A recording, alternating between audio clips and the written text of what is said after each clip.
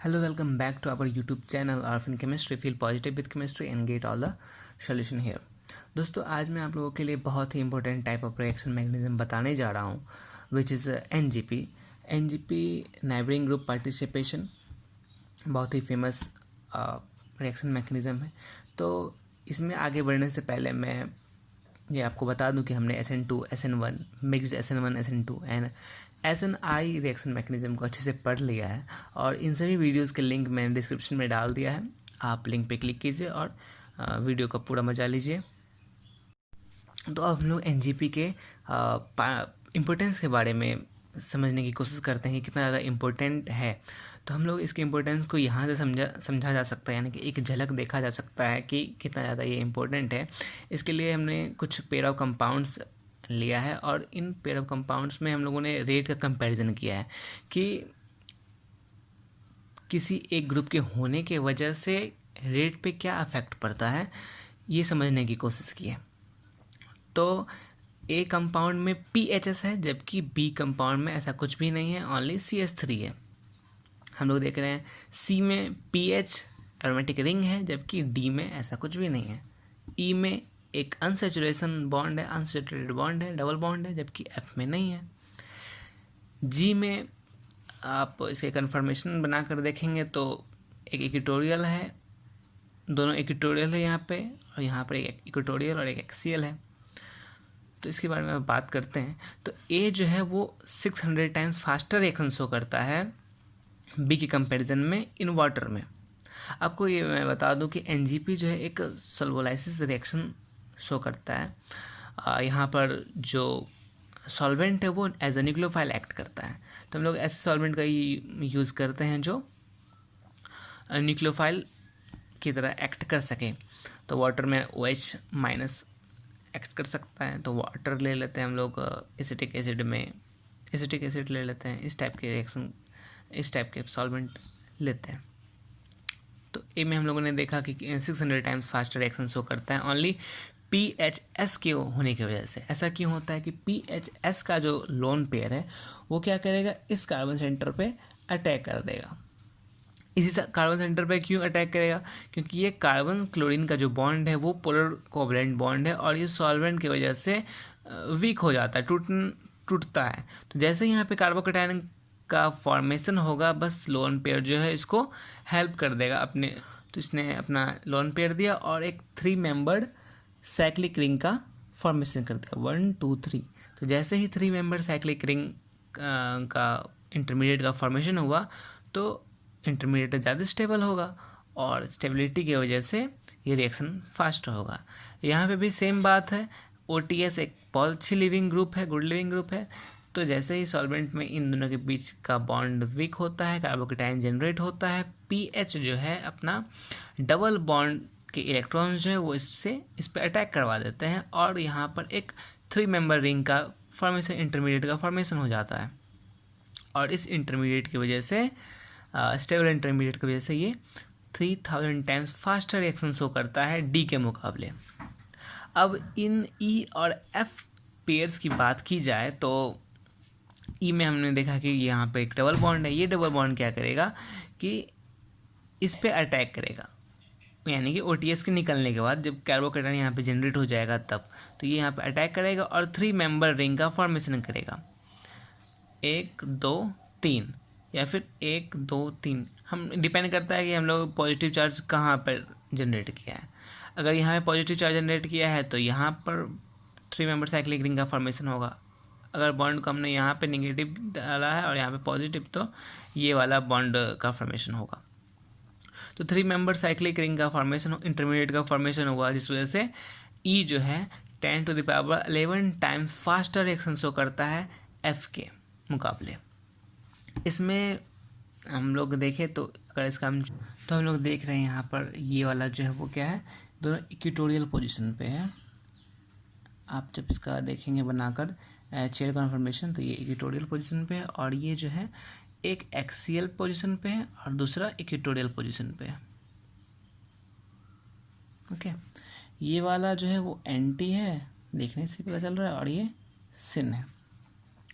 तो यहाँ पर जो है जैसे ही सॉल्वेंट की वजह से OTS बॉन्ड टूटेगा, यहाँ पे कार्बोकेटाइन का फॉर्मेशन होगा, तो ऑक्सीजन का जो लोन पेयर है वो इजीली यहाँ पर अटैक कर जाएगा। चूँकि दोनों इक्वेटोरियल है, एक ही प्लेन में होगा, तो यहाँ पर अटैक कर देगा और फॉर्मेशन हो जाएगा 3 मेंबर साइक्लिक रिंग का या साइक्लिक रिंग इंटरमीडिएट का, तो और ज़्यादा स्टेबल होगा। जबकि यहाँ पर एक एक्सियल है और एक इक्वेटोरियल है, तो दोनों का प्लेन बिल्कुल अलग है, तो ऑक्सीजन अटैक ही नहीं कर पाएगा यहाँ पर, यानी कि इंट्रामॉलिक्यूलर SN2 रिएक्शन होगा ही नहीं, और होगा नहीं तो फिर NGP का पार्टिसिपेशन नहीं होगा। तो इस वजह से हम लोग देख पा रहे हैं कि 670 टाइम्स फास्टर है GH के मुकाबले।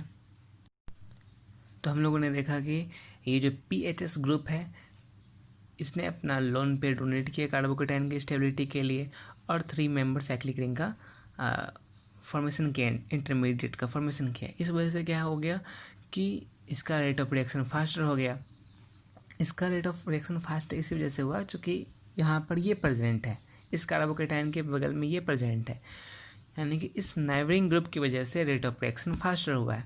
तो इसी टाइप ऑफ रिएक्शन को, इसी टाइप ऑफ सबस्ट्रेट को जो हम लोग बोलते हैं नाइबरिंग ग्रुप बोलते हैं, और ये जिस मैकेनिज्म पे रेट ऑफ रिएक्शन को फास्टर शो करता है, उस रिएक्शन मैकेनिज्म को हम लोग बोलते हैं नाइबरिंग ग्रुप पार्टिसिपेशन। ओके, अब हम लोग इसके डिफिनेशन और general type of reaction, kinetics के बारे में बात करेंगे, स्टीरियोकेमिस्ट्री के बारे में बात करेंगे, है ना, और कौन कौन से इम्पोर्टेंट नाइबरिंग ग्रुप हैं जो जिसके प्रेजेंस से rate of reaction faster show होता है, उसके बारे में भी बात करेंगे हम लोग। तो जैसे कि मैंने यहाँ पे लिखा है डिफिनेशन के बारे में, NGP के डिफिनेशन के बारे में, इसका डिफिनेशन है कि an atom having an unshared pair of electron and is present on the beta position to the leaving group can acts as neighboring group। जिस कार्बन से लिविंग ग्रुप जुड़ा होगा, उस कार्बन के बगल वाले कार्बन यानी कि बीटा कार्बन, जिस कार्बन से लिविंग ग्रुप जुड़ा होता है उसको क्या बोलते हैं? अल्फा कार्बन बोलते हैं, और उसके एडिशन कार्बन को क्या बोलते हैं? बीटा कार्बन बोलते हैं। तो बीटा कार्बन पे जो ग्रुप होगा, ऐसा ग्रुप होगा जो unshared pair of electrons donate करने की क्षमता होगा उसके पास। तो इस तरह के ग्रुप्स को क्या बोलते हैं? नाइबरिंग ग्रुप बोलते हैं। और इसका पार्टिसिपेशन मैकेनिज्म में, यानी कि इसकी वजह से अगर रेट ऑफ रिएक्शन चेंजेस हो रहा है तो इस टाइप के रिएक्शन मैकेनिज्म को हम लोग बोलते हैं नाइबरिंग ग्रुप पार्टिसिपेशन या नाइबरिंग ग्रुप मैकेनिज्म। तो इसका ये हम पहले ही चर्चा कर चुके हैं कि एक सॉल्वोलाइसिस टाइप का रिएक्शन है। यहाँ पे जो न्यूक्लियोफाइल है वो सॉल्वेंट होता है, ठीक है। तो अब हम लोग इसके मैकेनिज्म पे अगर बात करें तो ये एक सबस्ट्रेट हम लोग ने यहाँ पे लिया है। यहाँ पे क्या होगा कि जी जो है वो अपने अनशेयर्ड पेयर ऑफ इलेक्ट्रॉन्स को इस पे अटैक करेगा, लेकिन अटैक तब करेगा जब यहाँ पर कार्बोकेटाइन का फॉर्मेशन होगा। तो हम लोगों ने एक ऐसा सॉल्वेंट लिया है, पोलर सॉल्वेंट लिया है, जिस वजह से क्या होगा, इस कार्बन और लिविंग ग्रुप के बीच का जो बॉन्ड है वो टूट जाएगा और लिविंग ग्रुप यहाँ पे निकल जाएगा। तो जैसे ही टूटेगा तो कार्बोकेटाइन का फॉर्मेशन होगा। इस कार्बोकेटाइन की स्टेबिलिटी के लिए जो बगल वाला ग्रुप है, ये नाइबरिंग ग्रुप जो है उसको हेल्प कर दे। जैसे हमारे नॉर्मल लाइफ में क्या होता है कि हमारे पड़ोसी जो है वो हेल्प कर देते हैं किसी भी चीज़ को लेकर के, ठीक उसी तरह से यहाँ पे सबस्ट्रेट में भी है कि हमारा जो ये कार्बोकेटाइन जनरेट हो रहा था उसको नाइबरिंग ग्रुप जो है वो अपना unshared pair of electrons donate करके इसको स्टेबल कर रहा है। और ये जो स्टेबिलिटी है वो इतनी ज़्यादा है कि ये 3 मेंबर साइक्लिक रिंग का फॉर्मेशन कर लिया। ये इंटरमीडिएट बनाता है किस टाइप का? 3 मेंबर रिंग का इंटरमीडिएट बनाया। और अब इंटरमीडिएट के फॉर्मेशन पे भी डिपेंड करता है, इंटरमीडिएट का जो फॉर्मेशन हो रहा है वो कितने मेंबर रिंग का हो रहा है। तो generally 3 member ring, 5 member ring और 6 मेंबर रिंग, इन तीनों रिंग में जो है मोस्ट रैपिड रिएक्शन होता है। बाकियों के रिंग में जैसे 4 मेंबर रिंग या greater than 6 member ring, 7 member ring, 8 member ring, इन सबों में रेट ऑफ रिएक्शन स्लो होता है, क्योंकि इंटरमीडिएट जो होता है वो उतना ज़्यादा स्टेबल नहीं होता, रिंग उतना ज़्यादा स्टेबल नहीं होता। लेकिन 3 मेंबर रिंग, 5 मेंबर रिंग और 6 मेंबर रिंग जो है स्टेबिलिटी की वजह से इंटरमीडिएट बहुत ज़्यादा स्टेबल है, और इस स्टेबिलिटी की वजह से ही रेट ऑफ रिएक्शन भी फास्टर है। अब यहाँ जो फर्स्ट स्टेप में हम लोग को देखने को मिल रहा था वो क्या था, इंट्रामॉलिक्यूलर SN2 रिएक्शन देखने को मिल रहा है ना। एक ही सबस्ट्रेट में एक ग्रुप जो है वो बैक साइड अटैक कर रहा है। बैक साइड कैसे अटैक कर रहा है, तो ये कार्बन और लिविंग ग्रुप जो है वो एक बॉन्डिंग के इलेक्ट्रॉन ऑर्बिटल्स होंगे और इसके ऊपर जो होंगे वो एंटी बॉन्डिंग के ऑर्बिटल्स होंगे। तो लिविंग ये जो जी ग्रुप है, नाइबरिंग ग्रुप जो है वो क्या करेगा, इसके एंटी बॉन्डिंग ऑर्बिटल पे अटैक करेगा और यहाँ पे इसको स्टेबल करेगा, एंटी बॉन्डिंग में अटैक करके स्टेबल करेगा। ठीक है, अब बात यहाँ पे आता है सेकंड स्टेप में कि न्यूक्लियोफाइल जो है अब रेडी है इस पे अटैक करने के लिए। तो इसके पास तो अभी बॉन्डिंग का ऑर्बिटल खाली है जहाँ पे इसको अटैक होना है। तो यहाँ तो एक बैक साइड अटैक हो चुका है, फिर से यहाँ पे एक बैक साइड अटैक होगा। किसके बैक साइड अटैक होगा, अब जो जी और सी के बीच में बॉन्डिंग, एंटी बॉन्डिंग और नॉन बॉन्डिंग के जो यहाँ पे बॉन्ड बन रहे हैं, जी और सी के बीच में जो बॉन्ड बन रहे हैं वो कैसे बॉन्ड बन रहे हैं, जी का जो अनसेड पेयर ऑफ इलेक्ट्रॉन्स था वो कैसा था, नॉन बॉन्डिंग का था, और सी के पास जो जिसमें इलेक्ट्रॉन्स जी ने दिया है वो कैसा था, एंटी बॉन्डिंग था, है ना। तो यहाँ पे जो बॉन्ड बन रहा है वो कैसा बॉन्ड बन रहा है, नॉन बॉन्डिंग और एंटी बॉन्डिंग के बीच में। तो ये हायर एनर्जी का बॉन्ड होता है। हायर एनर्जी का बॉन्ड का मतलब लेस स्टेबल बॉन्ड होता है। तो ये वाला बॉन्ड टूटना चाहेगा। अब मतलब इस कारण पे ही अटैक क्यों किया, इस कारण पे क्यों नहीं किया, क्योंकि यहाँ जी और सी के बीच में जो बॉन्ड है वो बॉन्डिंग के बॉन्ड है, यानी कि इसके बॉन्डिंग के ऑर्बिटल, इसके बॉन्डिंग के ऑर्बिटल, तो ये ज़्यादा स्टेबल है। जबकि यहाँ पर जो जी और सी के बीच में जो बॉन्ड है वो कैसा है, नॉन बॉन्डिंग और एक एंटी बॉन्डिंग, तो लेस स्टेबल है। लेस स्टेबल है तो इसके बॉन्डिंग पे न्यूक्लियोफाइल अटैक करेगा। यहाँ फिर से एक बार बैक साइड अटैक होता है, यहाँ तो एक बार बैक साइड अटैक हो चुका है ना, यहाँ फिर से एक बार बैक साइड अटैक होता है। इस वजह से यहाँ पे एक बार फिर से इंटरमॉलिक्यूलर SN2 रिएक्शन होता है। यहाँ पे फर्स्ट स्टेप में क्या था, इंट्रामॉलिक्यूलर SN2 रिएक्शन था, जबकि सेकेंड स्टेप में इंटरमॉलिक्यूलर SN2 रिएक्शन था। ठीक है, तो न्यूक्लियोफाइल इस कार्बन सेंटर पर अटैक कर दिया। जैसे ही अटैक करेगा तो लेस स्टेबल बॉन्ड जो है वो टूट जाएगा। टूटते ही ये फिर से अपने पोजीशन पे आ गया और न्यूक्लियोफाइल उस कार्बन से जुड़ गया जहाँ से लिविंग ग्रुप बाहर निकला था। यानी कि टोटल बातें जो हुई वो क्या है कि 2 बार इन्वर्जन ऑफ कन्फिगरेशन हुआ, जिसके वजह से रिटेंशन ऑफ कन्फिगरेशन हो गया। यानी कि एक बार इंट्रामॉलिक्यूलर SN2 रिएक्शन हुआ, इस वजह से कन्फिगरेशन यहाँ पे चेंज हो गया इस कार्बन का। फिर से इंटरमॉलिक्यूलर SN2 रिएक्शन हुआ, इन्वर्जन एक बार हो चुका था, फिर से इन्वर्जन हुआ, डबल इन्वर्जन, रिजल्ट हो गया क्या, रिटेंशन का। तो यहाँ जो हमें प्रोडक्ट मिलेगा NGP में वो कैसा मिलेगा, रिटेंशन ऑफ कन्फिगरेशन, यानी कि जिस ऑर्बिटल से लिविंग ग्रुप लीव करेगा उसी ऑर्बिटल पे न्यूक्लियोफाइल अटैक भी करेगा। ठीक है, तो ये मैकेनिज्म के एक्सप्लेनेशन था कि किस टाइप से जी जो है अटैक करता है, किस ऑर्बिटल पे अटैक करता है, ऑर्बिटल पे अटैक करने के बाद ये जो बॉन्ड टूट रहा है, यही बॉन्ड क्यों टूट रहा है, न्यूक्लियोफाइल इस कारण पे क्यों नहीं अटैक किया। तो ये सारा क्वेश्चन का जवाब आपको इस मैकेनिज्म में मिल गया। अब हम लोग चर्चा करते हैं कि इसका रेट ऑफ रिएक्शन क्या है। तो चूँकि हम लोग जानते हैं कि इंटरमीडिएट का फॉर्मेशन हो रहा है और बहुत ही ज़्यादा स्टेबल इंटरमीडिएट है, और ये इंटरमीडिएट जो है वो रेट डिटरमाइनिंग स्टेप है। तो इस इंटरमीडिएट के फॉर्मेशन में न्यूक्लियोफाइल का कोई भी रोल नहीं है। न्यूक्लियोफाइल कहाँ पे, स्टेप 2 में इन्वॉल्व हो रहा है। स्टेप 1 में जो इंटरमीडिएट का फॉर्मेशन हो रहा है उसमें न्यूक्लियोफाइल का कोई काम नहीं है।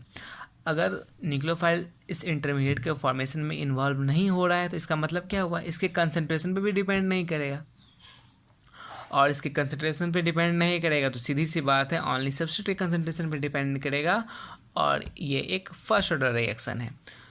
तो जो हमें यहाँ से देखने को मिला है वो क्या है, काइनेटिक्स के बारे में, कि ये फर्स्ट ऑर्डर रिएक्शन शो करता है, फर्स्ट ऑर्डर काइनेटिक्स को शो करता है। न्यूक्लियोफाइल के कंसंट्रेशन पे डिपेंड नहीं करता है। ठीक है, और तीसरी बात जो मैकेनिज्म में देखने को मिली है वो retention of configuration. Retention of configuration. और ये भी बात ध्यान में रखिएगा, तो रिटेंशन कैसे हो रहा है कि फर्स्ट स्टेप में क्या हो रहा है, स्टेप फर्स्ट में क्या हो रहा है, इंट्रामॉलिक्यूलर हो रहा है, इंट्रामॉलिक्यूलर SN2 रिएक्शन। और स्टेप 2 में क्या हो रहा है, स्टेप 2 में हो रहा है इंटरमॉलिक्यूलर SN2 रिएक्शन। तो एक SN2 रिएक्शन में इन्वर्जन होगा, फिर दूसरे में इन्वर्जन होगा, तो डबल इन्वर्जन की वजह से यहाँ पे क्या हो जाएगा, रिटेंशन ऑफ कॉन्फ़िगरेशन हो जाएगा। न्यूक्लियोफाइल के कंसंट्रेशन पे डिपेंड नहीं करता है। तो ये फर्स्ट ऑर्डर काइनेटिक्स हो गया। तो कुल मिला के ये बातें थी इसके मैकेनिज्म से, स्टीरियोकेमिस्ट्री से रिलेटेड और काइनेटिक्स से रिलेटेड।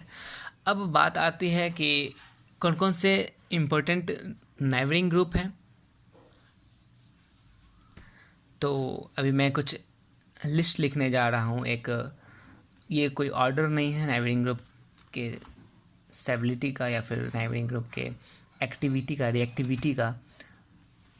सबसे पहले कार्बोक्सिलेट, ये सब बीटा पोजीशन पे जुड़ा हुआ होता है और अपना अनसेट पेयर ऑफ इलेक्ट्रॉन्स को डोनेट करके कार्बोकेटाइन की स्टेबिलिटी को इंक्रीज कराता है और रेट ऑफ रिएक्शन को फास्टर दिखाता है। तो ये था हमारा नाइबरिंग ग्रुप्स जो आपको जनरली रिएक्शन में देखने को मिल जाएगा यहाँ। और इसमें एक जो बात है वो ये वाला हैलोजन केमिकल के को लेकर के, हैलोजन का जो ऑर्डर है वो rate of neighbouring group participation में वो आयोडीन का सबसे अधिक होता है, उसके बाद ब्रोमीन का और सबसे कम होता है क्लोरीन का। यहाँ पे फ्लोरीन जो है वो फ्लोरीन का अब तक कोई भी एविडेंस नहीं मिला है कि ये एक्ट करता है एज अ नाइबरिंग ग्रुप। सो हम लोग आयोडीन, ब्रोमीन और क्लोरीन में ही पढ़ते हैं ओनली, जिसमें से आयोडीन का सबसे ज़्यादा rate of neighbouring group mechanism होता है। यानी कि अगर कहीं पे आयोडीन होता है सबस्ट्रेट में तो वो सबस्ट्रेट ज़्यादा फास्टर रिएक्शन शो करेगा बजाय ब्रोमीन के और क्लोरीन के। तो ये था बात कुछ इम्पोर्टेंट जो हम लोगों ने एनजीपी में देखा है कि एनजीपी का रेट कंपैरिजन हम लोगों ने करके देखा कि किस तरह से एनजीपी के होने से कितना ज़्यादा फास्टर रेट शो करता है कोई भी रिएक्शन। उसके बाद हम लोगों ने इसके डिफिनेशन पे चर्चा किया, मैकेनिज्म पे, काइनेटिक्स पे, स्टीरियोकेमिस्ट्री और कुछ इम्पोर्टेंट नाइबरिंग ग्रुप पे। अब जो अगला वीडियो हमारा आने वाला है वो neighbouring group participation, neighbouring group participation by pi bonds and sigma bonds. ठीक है, तो नेक्स्ट। तो आप लोगों को अगर किसी भी टाइप का प्रॉब्लम हुआ होगा इस वीडियो में समझने में तो आप प्लीज़ कमेंट सेक्शन में कमेंट कीजिए, और अच्छा लगा होगा वीडियो तो लाइक कीजिए, सब्सक्राइब कीजिए और बेल आइकन को भी दबा दीजिए, जिस वजह से आपको अपडेटेड वीडियोज़ का नोटिफिकेशन आता रहे। And thank you.